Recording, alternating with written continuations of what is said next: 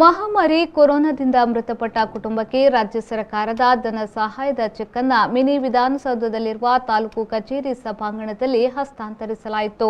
ಶಾಸಕ ಸಂಜೀವ ಮಠಂದೂರು ಅವರು ತಲಾ 1 ಲಕ್ಷ ರೂಪಾಯಿ ಸಹಾಯಧನದ ಚೆಕ್ ಅನ್ನು 19 ಮಂದಿ ಫಲಾನುಭವಿಗಳಿಗೆ ವಿತರಿಸಿದರು.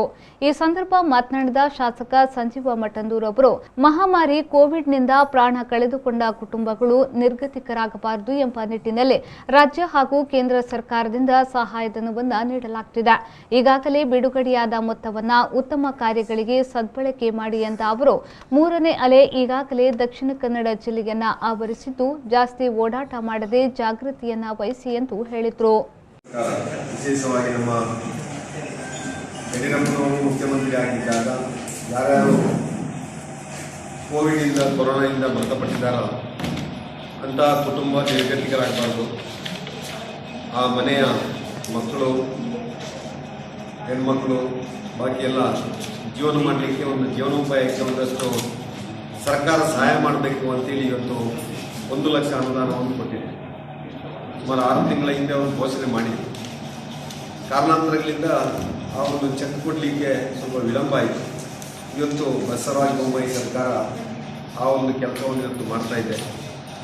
ಯಾರು ತಮ್ಮ ಮನೆ ವೃತ್ತಿಯನ್ನು ಕಳ್ಕೊಂಡಿದ್ದೀರೋ ನಿಮ್ಮ ದುಃಖದಲ್ಲಿ ಸರ್ಕಾರ ಕೂಡ ಭಾಗಿಯಾಗ್ತದೆ.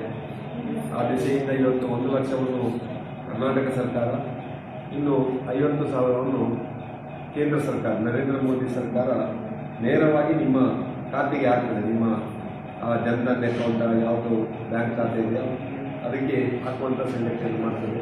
ತಹಶೀಲ್ದಾರ್ ರಮೇಶ್ ಬಾಬು ಅವರು ಮಾತನಾಡಿ, ತಾಲೂಕಿನಲ್ಲಿ ಒಟ್ಟು 82 ಮಂದಿ ಫಲಾನುಭವಿಗಳಿಗೆ ಸಹಾಯಧನದ ಚೆಕ್ ಅನ್ನು ವಿತರಿಸಲಾಗುತ್ತಿದೆ.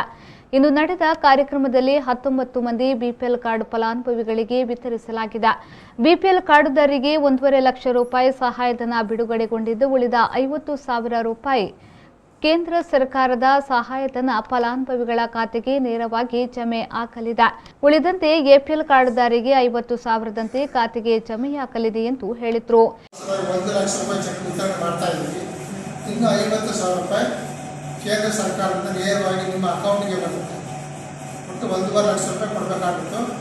ಕರ್ನಾಟಕ ಸರ್ಕಾರದಿಂದ ಈಗ ನಾವು 1 ಲಕ್ಷ ರೂಪಾಯಿ ಚೆಕ್ ಕೊಡ್ತಾ ಇದ್ದೀವಿ. ಉಳಿಕೆ 50,000 ರೂಪಾಯಿ ಕೇಂದ್ರ ಸರ್ಕಾರದಿಂದ ನೇರವಾಗಿ ನಿಮ್ಮ ಖಾತೆಗಳಿಗೆ ಬರುತ್ತೆ ಸ್ವಲ್ಪ ದಿನದಲ್ಲಿ. ಆದ್ದರಿಂದ ಈ ದಿನ ನಾವು ಫಲಾನುಭವಿಗಳಿಗೆ 1,000 ರೂಪಾಯಿ 1 ಲಕ್ಷ ರೂಪಾಯಿ ಚೆಕ್ ಅನ್ನು ವಿತರಣೆ ಮಾಡ್ತಾ ಇದ್ದೀವಿ. ಈ ಸಂದರ್ಭದಲ್ಲಿ ಕಂದಾಯ ಅಧಿಕಾರಿ ಮಹೇಶ್ ಉಪಸ್ಥಿತರಿದ್ದರು. ಟೇಸ್ಟ್ ಗೆ ಮತ್ತೊಂದು ಹೆಸರು Cochin bakery. Birthday cakes, sweets like laddu, peda, kaju katli, ಹಲ್ವಾಸ್, jamuns, dry fruit halwas, various kinds of pastries, butter beans and many more. Breads, puffs, pizzas and various savories at the best bakers from Calicut. Cochin Bakery, Kaltappam and Kinatappam. Visit Madi, Cochin Bakeries, celebrating the art of baking since 1939. Cochin Bakery, Paradigm Plaza, AB Shetty Circle. Phone 24201725262020.